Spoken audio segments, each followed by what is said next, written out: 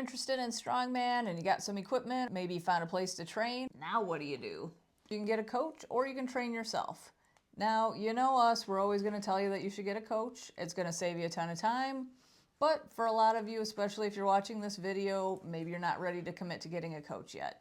So we want to just give you a few basics if you're going to be training yourself to start out, how you would do it. First, you need a self-assessment. Figure out where you're at. If you know your lifts, great. If not, go ahead and test them out, but just don't go max out right off the bat if you haven't been in the lifting game for too long. Second, training journal. Huge. That is a huge, huge thing. Record everything, sets, reps, exercises, how much you slept, how much you've eaten, you know, your stress levels. The more information, the better. I mean, I can't push that enough. You can get yourself an app and record it on your phone. We like just using a notebook for it, especially if you're easily distracted by your phone. You may want to just jot it down. Yeah. If you can keep track of what you're doing, you'll know if you're progressing. You'll know what weights to use when you're going into the gym. It's going to save you a ton of time and it's really going to help you out. Yeah, and then goals. You know, write down your goals. Have an idea what you're working towards. Yeah. Set a date, put some goals down, make it realistic. Yeah, really go after it.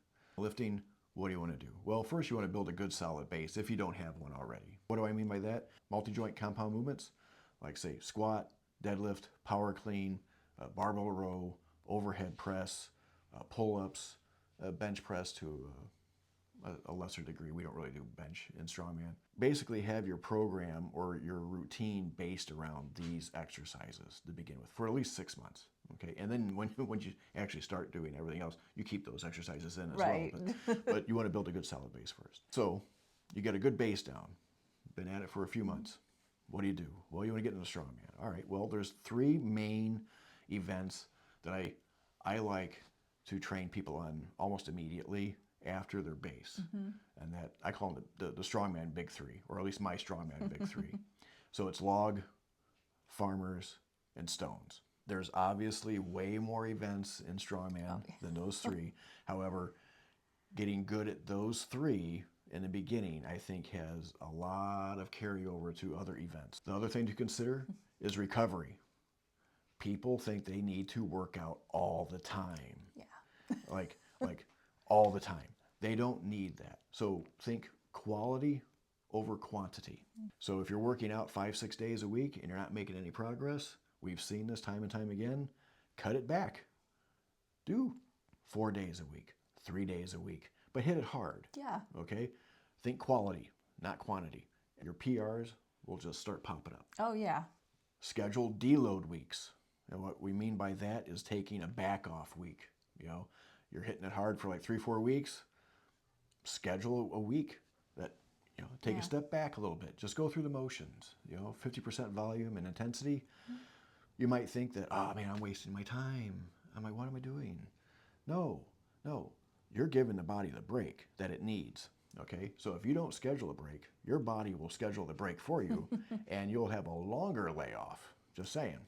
And how many times do you get somebody on a deload and they come back the next week and they say, all the time, well, I'm stronger. I came back after a deload and now I'm stronger. More times than not, it's like, man, they feel, you know, energized. Yeah. It's mental as well. Oh yeah, it's definitely. Just great. So be sure to schedule that. Also, limit the number of exercises per session. It goes in the same vein. More isn't better. Better is better. Yeah. Limit the number of exercises. So our rule of thumb is anywhere from 4 to 6 exercises per session. Okay, you want to do the main movements and some accessories, and done. You know, get out. You know, you want to be in and out of the gym within like an hour, hour and a half. You can get a lot done in an hour and a half. When you're doing a limited amount, you can focus on it. You can really push yourself on those. Once you start getting and you're doing 10, 12 exercises and you're doing 6 or 8 sets. We've seen people come out and train at our place sometimes and they have these really long programs they're doing. And by the end, they're just walking through it. They're trying to combine exercises. They're trying to cut stuff out. It's just not going to do anything for you. How many days a week? I'd say 3 to 4 days a week is optimal for training. And you could do a couple different ways. You can set up the split. You can do like a 4-day split where you do one day is upper body, next day lower body, then you have a day off, and then you go upper body, lower body, and then 2 days off. That's one.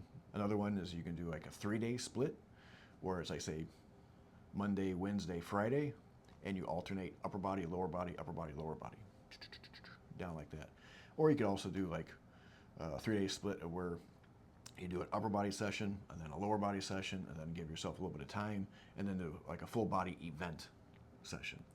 Those are 3 different options. There's infinite number of ways you can go about doing it, but those are the 3 that we usually cater to.